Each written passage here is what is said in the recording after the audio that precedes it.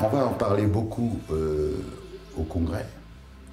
De plus en plus, les gens, les patientes ont tendance à vous dire « Docteur, je ne veux pas de chirurgie. J'ai vu, j'ai lu que maintenant, on pouvait tout faire sans chirurgie. » C'est un petit peu vrai, mais un petit peu faux.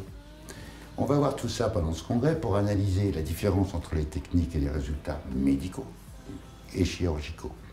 Mais chacun fait une énorme part du travail, c'est-à-dire que la chirurgie devient de plus en plus light et j'ai envie de dire va revenir un peu à la mode, car quand un lit est vraiment complètement défait, il y a un moment où il faut le refaire peut-être à fond au lieu de tirer dans un coin.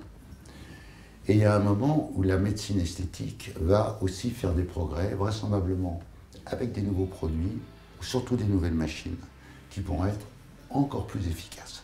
Mais on a un arsenal, on a une panoplie de traitements qui nous permet d'avoir des jolis résultats.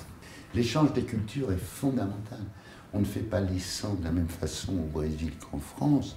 On ne traite pas le vieillissement. Le problème de la fesse, il y en a très peu en Islande, il y en a beaucoup au Brésil. Le problème de la cellulite n'existait pas dans les pays nordiques. Vous voyez, et c'est très intéressant de voir des Taïwanais ou des Chinois traiter leur nez ratio, par définition, que nous, on sait plus ou moins faire peu, parce qu'on n'en a pas, ou très peu. Donc comment ils font? Dans ce cas-là, comment ils font? Parce qu'ils ont des grosses pommettes pour les réduire, nous on veut les augmenter. Tout ça est passionnant. Tout ça est passionnant. Donc j'ai envie de leur dire, un, vous venez. Deux, vous serez très embêtés parce que vous aurez tellement de choix dans les salles, vous ne saurez pas dans quelle salle aller. Donc venez au moins à 5 ou 6 pour que chacun du groupe aille dans une salle et que vous vous racontiez ce que vous avez vu le soir. Je plaisante, mais c'est un peu vrai. Et puis surtout, venez parce que le niveau scientifique est fantastique.